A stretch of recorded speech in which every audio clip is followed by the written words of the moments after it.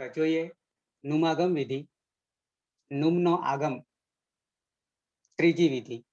પહેલી સત્વ વિધિ, બીજી નત્વ વિધિ અને ત્રીજી નુમાગમ વિધિ. પહેલી વિધિ માટે સૂત્ર હતું ધાત્વા દેહે સહ સહ. બીજી અણો નહ યાની ધાત્વા દેહે અણો નહ એટલે કે નત્વ વિધિ. અને હવે નુમાગમ વિધિ. સત્વ વિધિ અને નત્વ વિધિમાં તો આપણે બરોબર હતું કે ત્યાં આદેશ હતો, પણ હવે અહીંયા આગમ થઈ રહ્યો છે. આગમમાં ધ્યાન એ રાખવાનું છે કારણ કે મિત્રવત છે, એ કોઈને હટાવ્યા વગર આપણી બાજુમાં બેસી જાય છે, કારણ કે મિત્ર છે. મિત્ર કેવો છે? વડીલ છે કે આપણી સમાન છે કે પછી આપણાથી ઓછી ઉંમરનો છે? તો તે પ્રમાણે એને બેસાડીશું. તો એના માટેના બે સૂત્રો છે. પહેલા સૂત્રમાં બે વસ્તુ આગળ ને પાછળની વાત, વડીલ અને પાછળ એટલે કે નાના મિત્રની વાત આવી. આદ્યંતવ ટકીતવ, આદ્યંતવ ટકીતવ યાની ટની સંજ્ઞા થાય તો આગળ બેસે અને કની સંજ્ઞા થાય તો પાછળ બેસે. પણ જો મની સંજ્ઞા થાય, મની સંજ્ઞા થાય તો એ અચ પછી બેસે છે. એવું કોણ કહી રહ્યું છે? તો કે મીદચો અંત્યાત પરહ.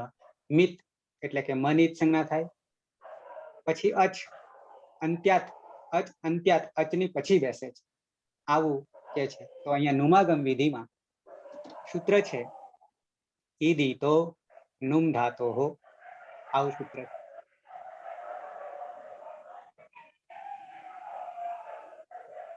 બીજા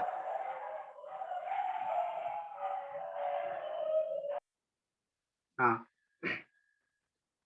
ઈદિતો ઈદિતઃ નુમ ધાતો હો. શું કે છે કે જે ધાતુમાં ઈની ઈત સંજ્ઞા થાય એને ઈદિત કહેવાય. જે ધાતુઓમાં ઈની ઈત સંજ્ઞા થાય તો એ ધાતુઓને ઈદિત કહીશું. આ ઈદિત ધાતુઓને, દરેક ઈદિત ધાતુઓને નુમ પ્રત્યયનો આગમ થશે, આવું આ સૂત્ર કહી રહ્યું છે. પહેલા તો આપણે જે પ્રકારો પડશે ધાતુઓના, અદંત, આદંત, ઇદંત, ઇદિત, તો એ બધા પ્રકારોમાં એ હજી આપણે જોવાના છીએ. એમાં અહીંયા નુમાગમ માટે શરત છે, સૂત્ર એવું કહે છે કે ઈદિતઃ નુમ ધાતો, યાની ધાતુમાં ઈની ઈત સંજ્ઞા થતી હોય. ઈત સંજ્ઞા ક્યારે થાય એ આપણે 8-9 સૂત્રોમાં જોઈ ગયા છે. તો એ રીતે સૌથી પહેલા ઈતકરણની પ્રક્રિયા, અને એ ઈતકરણમાં જો ઈની ઈત સંજ્ઞા થતી હોય તો અવશ્ય નુમનો આગમ કરવો પડે છે. પણ એ નુમનો આગમ કરવાથી એ ધાતુમાં કઈ જગ્યાએ બેસશે તો એ પણ આપણે જરૂરી છે. તો એના માટે અહીંયા બતાવ્યું નથી, નીચે બતાવી દીધું છે. મિદચો અંત્યાત પરહ 1-1-47 સૂત્ર. એટલે કે મની ઈત સંજ્ઞા થાય, કારણ કે નુમ છે આપણી પાસે પ્રત્યય, ઈદિતો નુમ ધાતો હો, એવું સૂત્ર છે. ઈની ઈત સંજ્ઞા થાય તો ત્યાં નુમનો આગમ કરવો પડે. ક્યાં? તો કે ધાતુમાં. હવે નુમ એટલે કે મની ઈત સંજ્ઞા થાય છે. નુમ એ પ્રત્યય છે, તેનો આગમ કરવાનો છે. અને આગમ જે છે એ 9 વસ્તુમાંથી ઉપદેશ, જે ઉપદેશમાં 9 બાબતો હતી એમાં આગમ આવી જાય છે. એટલે ત્યાં ઈતકરણ કરવું પડશે નુમનો. હવે નુમનું ઈતકરણ કરીએ તો શું પરિસ્થિતિ થશે? તો મ જે છે એ મ કઈ રીતે ઈત થઈ જશે? તો કે હલંત્યમ સૂત્રથી. બીજું સૂત્ર, પરિણામે નુમય પાછો ઉ રહેલો છે, એની ઈત સંજ્ઞા થઈ છે ઉપદેશે અચનુનાસિક ઈતથી, અને એકલો ન બચશે, એકલો ન બચશે. તો આ રીતે ઈતકરણમાં કોને રાખવાનું છે, કોને બાકાત કરવાનું છે? બાકાત કરવાનું છે એટલે અધ્યાહારમાં મૂકી દેવાના છે, એટલે કે રાખવાના છે, કારણ કે એનાથી દિશા આપણને મળશે. તો મિદચો અંત્યાત પરહ શું કે છે કે મની ઈત સંજ્ઞા થાય, મિત એમ કે છે. અચ અંત્યાત, અચ ની પછી કોણ બેસે? ન બેસે, એટલે કે નુમ નો આગમ થાય, એટલે કે ન નો આગમ થાય. કેવી રીતે નુમ નો આગમ થાય છે? તો અહીંયા વધ, મદ અને ક્રદ, આ 3 ધાતુઓ આપ્યા છે. એમાં વદી, મદી અને ક્રદી આ મૂળ છે. તો વદીમાં ઈ છે, મદીમાં ઈ છે અને ક્રદીમાં ઈ છે. તો આ ઈની ઈત સંજ્ઞા કેવી રીતે થશે? મૂળ હજી લખાવાનું, અહીંયા ઉપર ચંદ્રબિંદી આવશે મૂળ ધાતુમાં, અને તો જ એ ઉપદેશ થશે. કેમ તો કે ઈ જે છે એ અચ છે, ઈ એ અચ છે. અને આપણું સૂત્ર ઈતકરણનું પહેલું સૂત્ર શું કે છે? તો કે ઉપદેશે અચ અનુનાસિક ઈત, આવું કે છે. ઉપદેશ અવસ્થામાં અચ હોય, સાથે બીજી શરત અનુનાસિક હોય તો એની ઈત સંજ્ઞા થાય. તો અહીંયા વદી, મદી, ક્રદી એ દરેકની ઈની ઉપર ચંદ્રબિંદી આવશે તો જ એ અનુનાસિક ગણાશે. મૂળમાં આ રીતે લખાશે. પરિણામે એ અચની એટલે કે ઈની ઈત સંજ્ઞા થઈ જશે અને રહેશે માત્ર વદ, મદ, ક્રદ. પણ બીજી પરિસ્થિતિ આપણને શું આવી? તો કે ઈદી તો નુમ ધાતો હો. તો કે જ્યાં જ્યાં ઈની ધાતુમાં ઈની ઈત સંજ્ઞા થાય છે ત્યાં નુમનો આગમ કરવો. હવે નુમનો આગમ કરવો એટલે નુમ પ્રત્યયમાં પણ પાછું ઈતકરણ કરવું પડશે. તો નુમના આગમમાં મની પણ ઈત સંજ્ઞા થઈ ગઈ. કયા સૂત્રથી? તો કે હલંત્યમ સૂત્રથી. સાથે સાથે ઉની પણ ઈત સંજ્ઞા થઈ. કયા સૂત્રથી? તો કે ઉપદેશે અચ અનુનાસિક ઈત. અને એકલો રહ્યો ન. હવે આ ન ક્યાં બેસાડવો? ન ક્યાં બેસાડવો? કારણ કે આગમ છે, મિત્ર છે, તો એ મિત્રને ક્યાં બેસાડવો? તો મિત્રને બેસાડવા માટે આપણી શરત છે મિદચો અંત્યાત પરહ, એટલે કે મની ઈત સંજ્ઞા થાય તો અચ પછી બેસાડવો. તો વદ, મદ, ક્રદમાં અચ ક્યાં રહેલો છે એને જાણવું પડશે. વદ, મદ, ક્રદ એમાં અચ ક્યાં રહેલો છે એ જાણવું પડશે. તો અંતે દ છે, દરેકમાં દ છે, પણ એ તો હલન છે એટલે કે હલ છે, તો ત્યાં અન એટલે કે અચ નથી. એની આગળ જઈએ, ઉપધામાં જઈએ. ઉપધામાં જઈએ, ઉપધા કોને કહેવાય? તો કે પાછલા વર્ણમાંથી એના પછીનો આગલો વર્ણ હોય એને ઉપધા કહીએ છીએ. તો વદ, મદ, ક્રદમાં જોઈએ તો અંતે તો હલ છે. એની આગળ જઈએ એટલે કે વ તરફ, મ તરફ ને ક્ર તરફ. તો વ પછી તરત અચ આવે છે. વ વત્તા અ વત્તા દ, મ વત્તા અ વત્તા દ, ક્ર વત્તા અ. ક અહીંયા તો ક્રમાં તો ક વત્તા ર વત્તા અ થશે અને પછી 10 આવે. તો વ પછી અ, મ પછી અ અને ક્રમાં ર પછી અ થાય છે. તો આ રીતે જ્યાં અ પછી ન બેસશે એવું આપણું મિદચો અંત્યાત પરહ નુમનો આગમ કરવા માટે કેટલું ધ્યાન રાખવું પડે છે. કેમ તો કે મની ઈત સંજ્ઞા થઈ છે એટલા માટે. અને એટલા માટે મિદચો અંત્યાત પરહ સૂત્ર લાગુ પડ્યું. એટલે અચ પછી આપણે નનો આગમ કરીશું. હવે વદમાં કરવા જઈએ તો વ પછી નને બેસાડીશું, એટલે વમાં રહેલા અ પછી બેસાડીશું. એટલે વમાં અ તો આવી ગયો છે અને પછી તરત આપણે ન હલંત મૂકી દઈશું અને પાછળ દ છે એટલે વંદ થઈ જશે. એ જ રીતે મદમાં મ પછી ન નો આગમ થશે એટલે મંદ થઈ જશે. અને એ રીતે ક્રદમાં જોઈએ તો ક્ર પછી અ રહેલો છે અને એના પછી ન ને મૂકવાનો છે, આગમ કરવાનો છે, એટલે ક્રંદ થઈ જશે. તો આ રીતે આગમ જે છે મિત્રવત તમને 3 વિધિ બતાવી દીધી: સત્વ વિધિ, નત્વ વિધિ અને નુમાગમ વિધિ. સત્વ વિધિમાં ધાત્વાદેહે સહસહ, નત્વ વિધિમાં ધાત્વાદેહે અણોનઃ, નુમાગમ વિધિમાં વિદિતો નુમ ધાતુ. એમાં બીજું સૂત્ર કામ કરી રહ્યું છે મિદચો અંત્યાત પરહ. અને હવે છેલ્લી વિધિ આપણી છે 4 વિધિમાંની ઉપધા દીર્ઘ વિધિ. ઉપધા દીર્ઘ વિધિ. ઉપધાની વાત મેં તમને હાલ જ કરી આગળ. ઉપધા કોને કહેવાય? સૂત્ર છે ઉપધાયામ ચ. સૂત્ર છે ઉપધાયામ ચ. શું કે છે? તો કે જે ધાતુઓમાં ઉપધામાં ર રહેલો હોય, ઉપધામાં એટલે કે અંતિમ વર્ણ પછી આગલા વર્ણમાં ર રહેલો હોય ધાતુમાં હો, અને એ રની પછી જો ઈ, ઉ આ બે રસ્વ હોય તો એ ઈ અને ઉ દીર્ઘ થઈ જાય છે. એવું ઉપધા દીર્ઘ વિધિ આવું કહી રહ્યું છે. ઉપધાયામ ચ સૂત્રથી શું કે છે કે જો ધાતુઓમાં ધાતુઓમાં ઉપધામાં ર હોય, ઉપધામાં ર હોય એટલે રેફ હોય, અકાતની કહીએ પ્રાદિપ સૂત્રથી રેફ હોય, તો એ રેફની પછી જો ઈ રસ્વ ઈ કે દીર્ઘ ઉ હોય, અરે રસ્વ ઉ હોય તો દીર્ઘ ઈ કે ઉ હોય તો દીર્ઘ ઉ થઈ જાય છે. આટલું ઉપધા વિધિ કહે છે. ઉપધાયામ ચ શું કે છે? ઉપધામાં ર હોય એટલે કે રેફ હોય, અને ર પછી રસ્વ ઈ કે ઉ હોય તો એનો દીર્ઘ ઈ કે દીર્ઘ ઉ થઈ જાય છે. આવું ઉપધા દીર્ઘ વિધિ કહે છે ઉપધાયામ ચ સૂત્ર. તો ધારો કે ઉદાહરણ છે આપણી પાસે ઉર્દ, ઉદાહરણ છે ઉર્દ, એમાં જે પૂ છે એમાં ઉ જે છે એ રસ્વ ઉ છે, પણ પાછળ તરત ર છે, એ ઉપધામાં છે, અંતે દ છે, અંતે દ છે, હલંત છે, હલન છે એટલે ઉપધામાં એની પછી આગળ તરત ર છે અને એની આગળ ઉ છે. પૂર્વની વાત છે, પછીની નહીં, પૂર્વમાં. તો એ જે રસ્વ ઉ છે એ દીર્ઘ થઈ જશે એટલે કુર્દ થઈ જાય છે. એ જ રીતે ખુર્દ, ત્યાં પણ અંતે દ છે, હલંત છે, એની ઉપધામાં ર છે, રની આગળ રસ્વ ઉ છે, એ દીર્ઘ થઈ જશે, પરિણામે ખુર્દ થઈ જશે. એ જ રીતે ગુર્દ, એમાં પણ દીર્ઘ ઉ થઈ જશે.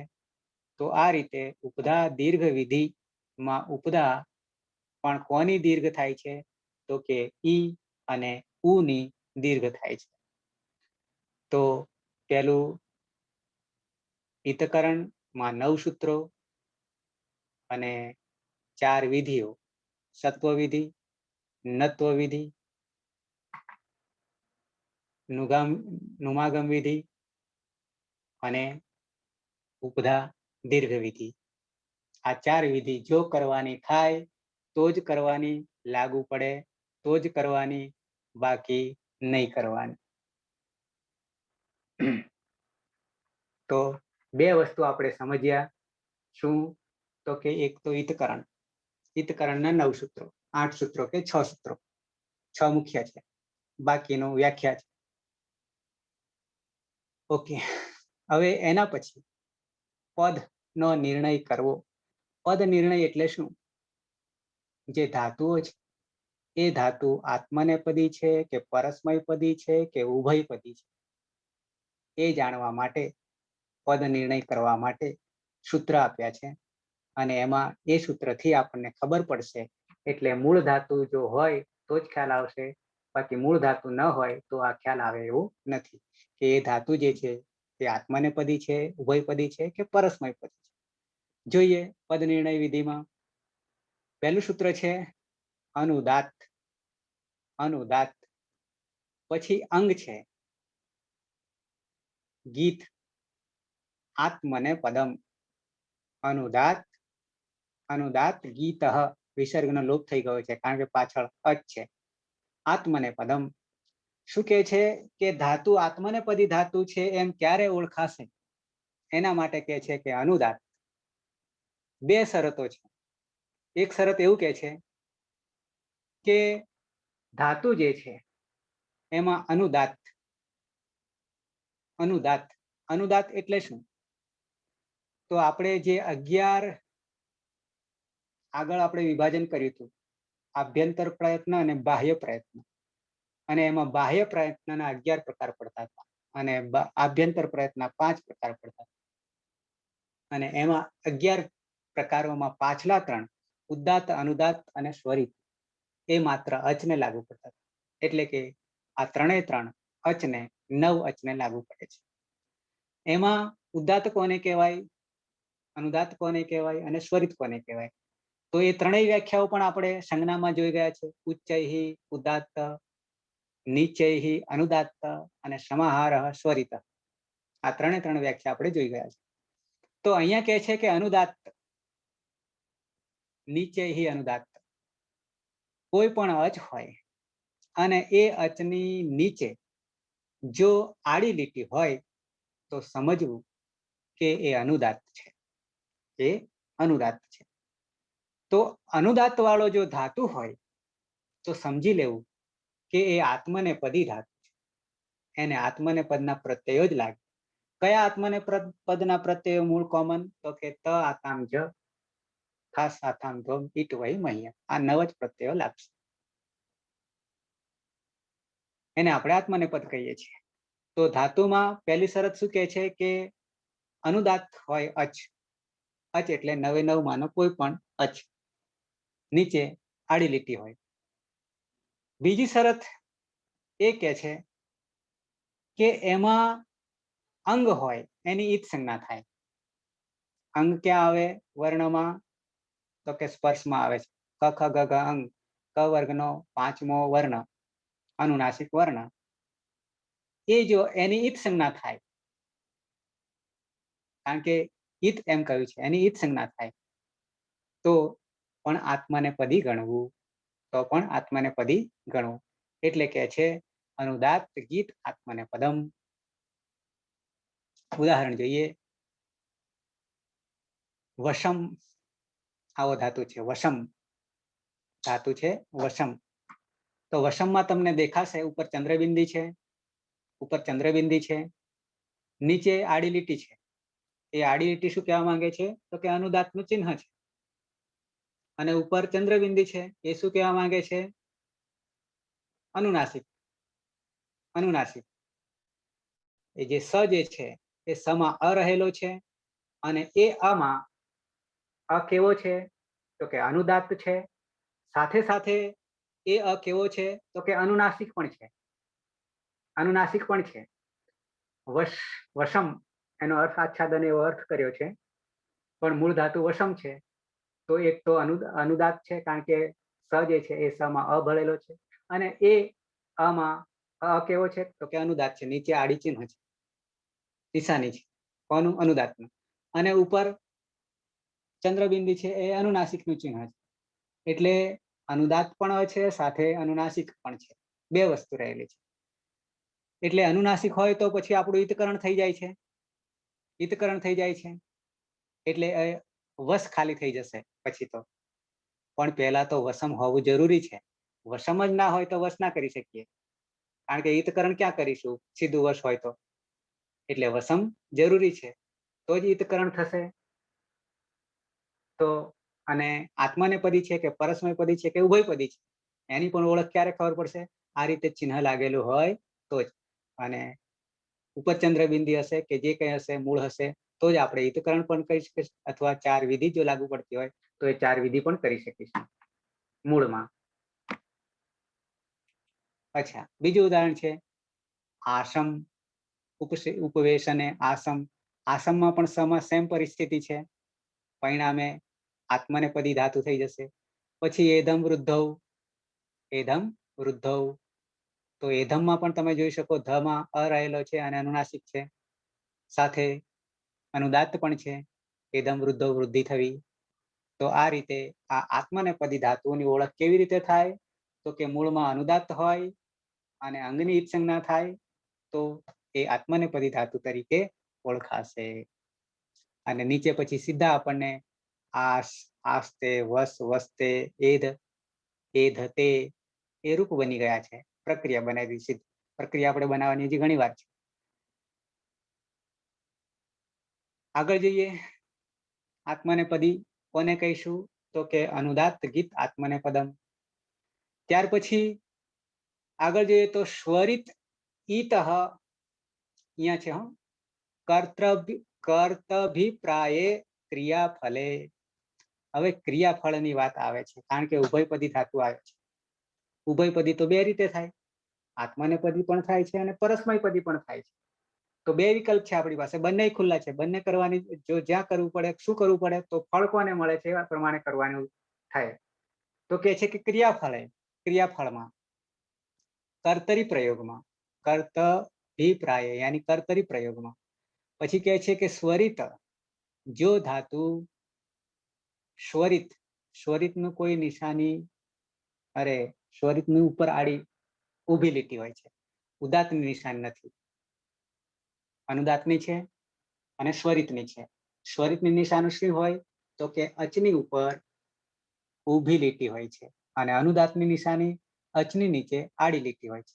તો અહીંયા સ્વરિત કે છે જો ધાતુમાં ઉપરના ભાગમાં અચમાં ઉપરના ભાગમાં ઊભી લીટી હોય એટલે કે સ્વરિત હોય અને સાથે યની ઈત સંજ્ઞા થતી હોય, યની ઈત સંજ્ઞા થતી હોય, આ બીજો વિકલ્પ છે. અને કર્તરી પ્રયોગમાં કર્તૃભિપ્રાય, કર્તરી પ્રયોગ પછી નીચે આપણે એના પછી નેક્સ્ટ મુદ્દો આવે છે, એમાં 3 પ્રયોગો આવશે. કર્તરી, કર્મણી ને ભાવે પ્રયોગ, બરોબર છે. એમાં કર્તરી પ્રયોગમાં ક્રિયા ફલે એમ કે છે, ક્રિયાનું ફળ એટલે કે ક્રિયાનું ફળ પોતાને મળવાનું છે કે બીજાને મળવાનું છે, કોને આપવાનું છે એના પર ડિપેન્ડ કરે છે. જો એ પોતાને મળવાનું હોય, કર્તાને મળવાનું હોય તો એ આત્માને પદ થશે અને કર્તા સિવાયને મળવાનું હોય તો એ પરસ્મય પદ થઈ જશે. આ રીતે ક્રિયાનું ફળ કોને આપવાનું છે એના આધારે નક્કી થાય છે. શું નક્કી થાય? તો કે આત્માની પદી થશે કે પરસ્મય પદી થશે. એટલે ટૂંકમાં બે થાય છે, જેને કહીશું આપણે ઉભયપદી કહીશું. અચ્છા, જેમ કે ઉદાહરણ જોઈએ, અહીંયા ક્ષણુમ આવું ધાતુ છે. ક્ષણુમ, ક્ષણુમમાં જોઈશું તો અણુ જે છે એમાં ઉ તો રહેલો છે, અણામાં ઉ તો રહેલો છે, પણ સાથે સાથે ઉપર ચંદ્રબિંદી પણ છે અને ઊભી લીટી પણ છે. એ ઊભી લીટી શું કહેવા માંગે છે? તો કે સ્વરિતની નિશાની છે. સાથે સાથે અનુનાસિક પણ છે. તો ઈતકરણ થશે અને ઈતકરણમાંથી ઉ પણ જતો રહેશે. કેમ? તો કે ચંદ્રબિંદી હોવાને કારણે કયા સૂત્રથી? તો કે ઉપદેશે અચ અનુનાસિક ઈતથી. સાથે સાથે પરિણામે બચશે શું? એકલો ક્ષણ બચશે. ક્ષણ હિંસાયામ. હવે અહીંયા આપણે આત્માની પદી ગણીશું કે પરસ્મય પદી ગણીશું? આમ ઉભય પદી છે વ્યાખ્યા પ્રમાણે. સ્વરિત ઈત કર્તભિપ્રાયે ક્રિયાફલે. પણ હવે ક્રિયાફલે બહુ મહત્વનું છે. આમ તો ઉભયપદી ધાતુ છે. કેમ ઉભયપદી છે? તો કે સ્વરિત છે, ધાતુ સ્વરિત છે, અચમાં સ્વરનું નિશાન છે, સ્વરિતનું નિશાન છે, સાથે સાથે અનુનાસિક પણ છે. તો હવે ક્રિયાનું ફળ કોને આપવાનું છે એ પ્રમાણે આપણે નક્કી કરવું પડે. આપણે તો બે કરી શકીશું, પરસ્મય પદી કરી શકીશું અને આત્માને પદી પણ કરી શકીશું. અચ્છા, બીજું ઉદાહરણ જઈશું તો કે ખનુમ. ખનુમ અવધારણે, અવધારણ એટલે ખણવું, જુદું પાડવું. ખનુમ, એમાં પણ સેમ પરિસ્થિતિ છે. ઉ છે, ઉપર સ્વરિતનું નિશાની છે અને ચંદ્રબિંદી છે, પરિણામે ખન થઈ જશે. એ પણ ઉભયપદી છે. પછી ડુ પચંસ, પાકે, એના પરથી પચતી બને છે. પચતે પણ થશે અને પચતી પણ બનશે, બંને થશે. કેમ? ઉભયપદી છે. પાક, પાક એટલે રાંધવું, પાક એટલે રાંધવું. અને પાક કરવા જઈએ તો પ્રાતિપદિક પણ બની જશે. તો મૂળ ધાતુ છે ડુ પચસ.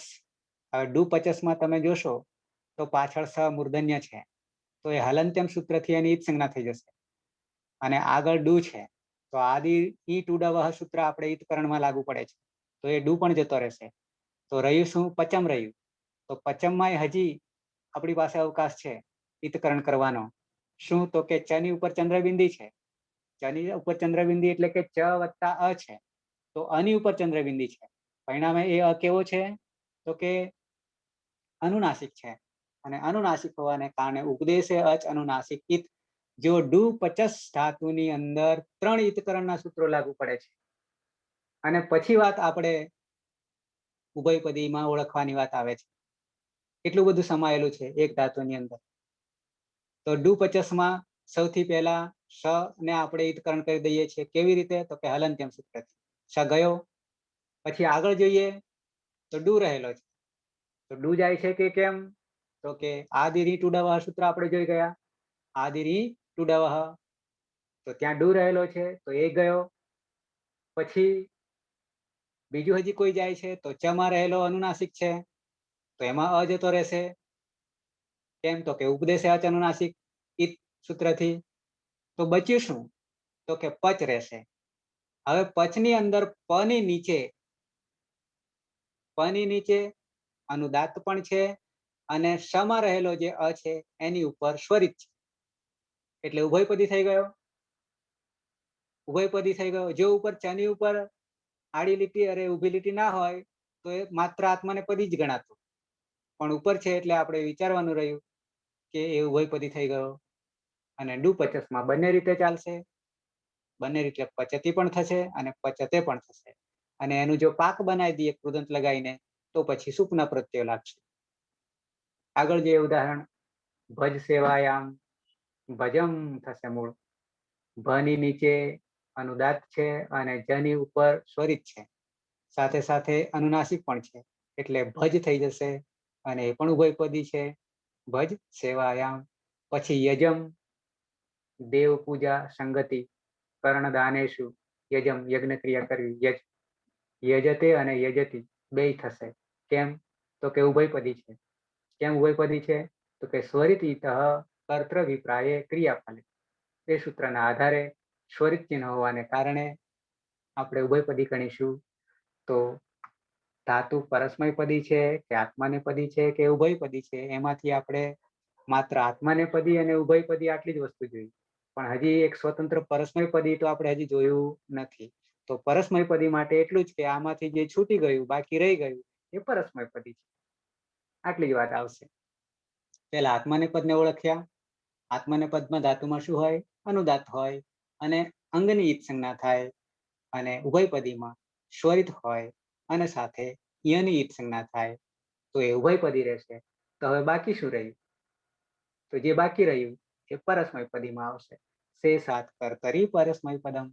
શું કે છે? સીધું જ સે સાત જે બાકીનું રહ્યું એ કર્તરી પ્રયોગમાં પરસ્મયપદના ધાતુ ઓળખાશે. કેવી રીતે?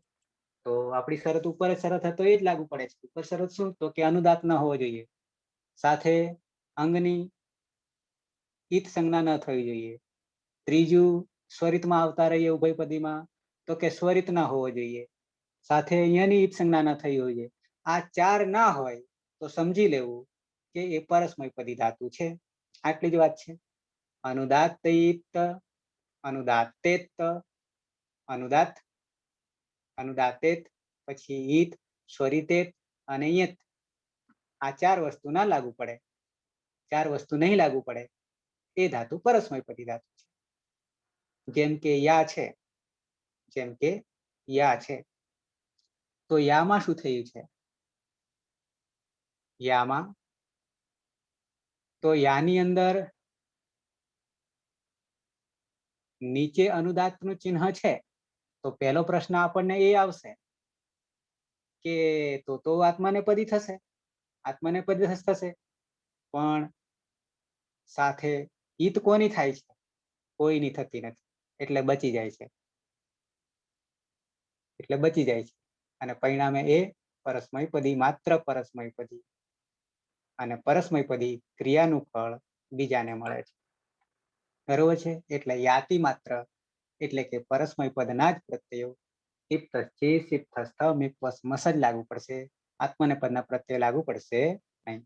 સેમ વાપ ધાતુ છે, એમાં પણ નીચે અનુદાતનું ચિહ્ન છે, પણ કોઈ ઈત સંજ્ઞાકરણ થશે નહીં, એટલે વાતી થઈ જાય છે, માત્ર પરસ્મયપદ. પા ધાતુ છે, એમાં પણ સેમ પરિસ્થિતિ છે, કોઈની ઈત સંજ્ઞા થતી નથી. અનુદાત છે પણ ઈત સંજ્ઞા કોઈની થતી નથી, પરિણામે પીબતી. પઠમમાં જોઈએ, પઠમમાં જોઈએ કોઈ ચિહ્ન નથી, માત્ર અનુનાસિક છે, એટલે પઠ થઈ જશે અને પઠતી એટલે આ પરસ્મયપદી થઈ જશે. ગમરૂમાં જુઓ, ગમલુમાંથી આપણે ગમ બનાવી દઈએ છીએ, પણ મૂળ તો ગમલું હશે તો ગમ બનાવી શકશું. ગમમાંથી ગમલું ના કરી શકીએ. કેવી રીતે? તો પહેલી પ્રક્રિયા આપણી ઈતકરણની. શું ઈતકરણની? તો ગમલુમાં જોઈએ લુ જે છે, લુ એ ઉપદેશાચ અનુનાસિક થી ઈત સંજ્ઞા થઈ જશે, લોપ થઈ જશે, મ હલન થઈ જશે અને ગમ રહેશે. પણ અહીંયા શું કે છે કે નીચે અનુદાત છે, નીચે અનુદાત છે, ઉપદેશાચ અનુનાસિક થી લુ ગયો છે, પણ પછી કોઈ જતું નથી. કોઈ જતું નથી એટલે ઉપરની ચાર શરતોમાંથી એકેય શરત લાગુ નહીં પડતી. કઈ ઉપરની શરત? અનુદાત ઈત અંગ કે ય એની ઈત સંજ્ઞા થતી નથી. પરિણામે એ પરસ્મયપદી ધાતુ રહેશે ગચ્છતિ, એ રૂપ બની જાય છે. પછી ભૂ જોઈએ તો ભૂમાં પણ કોઈ પરિસ્થિતિ આવતી નથી, એમાં તો કોઈ ઈતકરણ જ નહીં થતું, અંગ બનશે વિકરણ પ્રત્યય લાગવાથી અને લકારનો પ્રત્યય લાગવાથી, તો ભવતી બની જાય છે. તો આ પરસ્મયપદી, માત્ર પરસ્મયપદી ધાતુ છે. તો ધાતુ આત્મનેપદી છે કે પરસ્મયપદી છે કે ઉભયપદી છે, એને કેવી રીતે ઓળખવું? તો એના માટે આપણને 3 જ શરતો આપી. આમ 4 છે, પણ આ પરસ્મયપદ માટે શેષ બાકીના જે વધે છે એને પરસ્મયપદી કહે છે. હવે ફરી પાછો હું ગણાવી દઉં છું શરતોને. કઈ શરતો? તો કે પેલા આત્મનેપદીને કેવી રીતે ઓળખવો? તો કે અનુદાત્ત હોય અને અંગની ઈત સંજ્ઞા થતી હોય તો એ આત્મનેપદી ગણાશે. નંબર 2, ઉભયપદી ક્યારે ગણાશે? ઉભયપદીમાં પરસ્મયપદી તો આવી જ જાય છે, પણ સ્વતંત્ર પરસ્મયપદ જુદો પડે છે. ઉભયપદીને 2 લાગુ પડે છે, પરસ્મયપદ અને આત્મનેપદના પ્રત્યય લાગુ પડે છે. તો ઉભયપદી ક્યારે બને છે ધાતુ? તો કે સ્વરિત હોય, ચિહ્ન શું હોય? સ્વરિત હોય, સાથે યની ઈત સંજ્ઞા થતી હોય. ચ છ જ જ ય, ચ વર્ગનો 5મો વર્ણ અનુનાસિક, એની ઈત સંજ્ઞા થતી હોય તો એ ઉભયપદી ગણાશે. પણ કર્મના ફળ પ્રમાણે એને પરસ્મયપદીના પ્રત્યય લગાવીશું કે આત્મનેપદના પ્રત્યય લગાવીશું, એ ફળ પ્રમાણે જશે, ક્રિયાફળના આધારે. અને અંતે માત્ર પરસ્મયપદી ક્યારે થાય? તો કે 4 વસ્તુ જ્યાં આપણને આવતી ન હોય. કઈ 4 વસ્તુ? તો કે એક અનુદાત્ત, અનુદાત્ત અને અંગની ઈત સંજ્ઞા નહીં થવી જોઈએ, અનુદાત્ત અંગ, અને બીજું સ્વરિત ન હોવો જોઈએ અને યની ઈત સંજ્ઞા નહીં થતી હોય. આ 4 વસ્તુ જો ના હોય તો એ માત્ર પરસ્મયપદી ધાતુ રહેશે. તો આ ધાતુ ઓળખવો, ધાતુ ઓળખવો. હજી ધાતુને ઓળખવાની બીજી વાત આવશે આગળ. શું આવશે? સકર્મક, અકર્મક, આ 2 વસ્તુ આવશે. સકર્મક ક્યારે ગણાશે, અકર્મક ક્યારે ગણાશે, આ જ્યાં આવે ત્યાં જોઈએ. તો આ રીતે ધાતુની આગળ પાછળ કેટલું બધું જોડાયેલું છે મૂળ ધાતુની અંદર. અને એ મૂળ ધાતુ નું વર્ગીકરણ કેવી રીતે થાય છે, વિભાજન? તો સૌથી પહેલા આ ધાતુઓ જે છે એના 2 ભાગ પડે છે. ધાતુઓના 2 ભાગ પડે, એક અજંત અને બીજો હલંત. એક અજંત અને બીજો હલંત. અજંત કોને કહીશું અને હલંત કોને કહીશું? તો અજંતમાં અચ અંત આવો શબ્દ છે. અચ અંત, અંતે અચ હોય, અચ હોય એટલે કે 9 સ્વરમાંનો કોઈ પણ સ્વર હોય. અને હલંતમાં હલ અંત એટલે કે 33 વ્યંજનોમાંનો કોઈ પણ હોય. એટલે હવે આપણે 14 માહેશ્વર સૂત્રોમાંથી 44 પ્રત્યાહારો બનાવ્યા છે. એ પ્રત્યાહારોને ખાસ ધ્યાનમાં રાખવું પડશે અને એના આધારે જ આપણે ચાલવાનું છે. જેમ કે અહીંયા અચ, અચ બરાબર 9 સ્વરો, હલ બરાબર 33 વ્યંજનો. તો આ 2 વિભાજન કઈ થઈ ગયા 42 વર્ણોનું. તો ધાતુ પણ 2 વિભાજન છે, એક અજંત અને એક હલંત. હવે અજંતમાં પણ પેટા પ્રકારો પડશે, અજંતમાં પણ પેટા પ્રકારો પડશે અને હલંતમાં પણ પેટા પ્રકારો. હલંતમાં 5 પેટા પ્રકારો પડશે અને અજંતમાં એટલે કે અચ અંતમાં 10 પેટા પ્રકારો પડે છે. કુલ 14 થાય છે. જોઈએ, સૌથી પહેલા અકારાંત. કોણ ધાતુ? ધાતુ અજંત ધાતુઓમાં પેટા પ્રકારોમાં કુલ 10 પ્રકારો. આમ તો વધી જાય છે, પણ એકમાં છેલ્લે 9માં એજંત કહી નાખ્યું છે, તો બીજા 4 વધી જાય. સૌથી પહેલા અકારાંત ધાતુ.